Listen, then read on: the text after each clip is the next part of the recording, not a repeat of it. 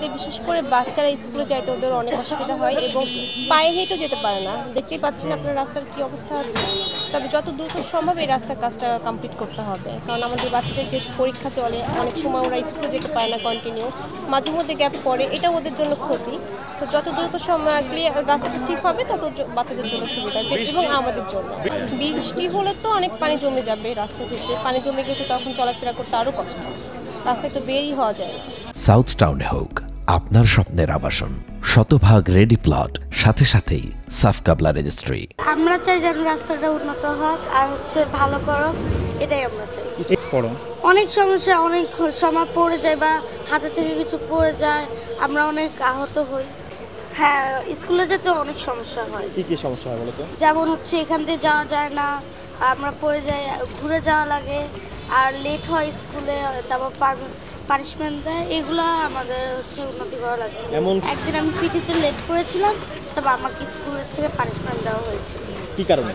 কারণ আমার এই রাস্তা দিয়ে যেতে লেট হয়েছিল ভিড়ের কারণে, আর এখানে অনেক রিক্সা জ্যাম বাঁধা। এই রাস্তাটা তাড়াতাড়ি ঠিক হওয়ার দরকার ভাই। এই রাস্তাটার কারণে অনেকের স্কুলে যেতে অনেক কষ্ট হয়, বাচ্চা কাচ্চা স্কুলে যাওয়া যায় না। ওই একটা রাস্তা ছিল, ওই রাস্তাটা দিয়েও সমস্যা। এখন কি করবে, এই রাস্তা দিয়ে বাইরে করতে আশা লাগে। কতদিন যাবতে এটা আজকে 2-3 মাস ধরে এই অবস্থা। এখন এই রাস্তাগুলোর কাজ যদি ঠিকভাবে যদি না করা হয় তাহলে ভাই বাচ্চা কাচ্চা স্কুলে যেতে সমস্যা হবে, মানুষের অনেক কষ্ট হইতেছে। আশকোনায় বসবাস করি, এই অঞ্চলে বসবাস করি। আমরা দীর্ঘদিন যাবৎ যুগ ধরে জলাবদ্ধতার শিকার। আমরা শীতের সিজনেও দুপুরে যখন গোসলের টাইম হয় এই এলাকা জলাবদ্ধতা হয়ে যায়। এখন একটা ড্রেনেজ ব্যবস্থা শুরু হয়েছে, কাজ হয়েছে, আমরা আশাবাদী ছিলাম। কিন্তু সেই যে কাজটা এতটাই সরু, রাস্তার এক ধারে মানে সরু, যেখান থেকে পানি নিষ্কাশন সম্ভব না। এই এলাকার ঘনবসতি, এত পানি নিষ্কাশন করা সম্ভব না। সেক্ষেত্রে আমাদের যে দাবি সেটা হচ্ছে রাস্তার মাঝখান থেকে বড় একটা ড্রেনেজ ব্যবস্থা করতে চাই। আমাদের সাইডে যে ড্রেন, আপনারা ফুটেজগুলো নিয়েন, একদম সরু।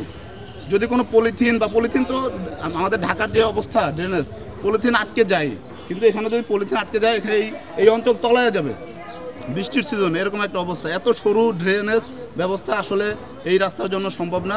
আমাদের বড় এবং রাস্তার মাঝখান থেকে বড় গভীর ড্রেনেজ ব্যবস্থা করা দরকার।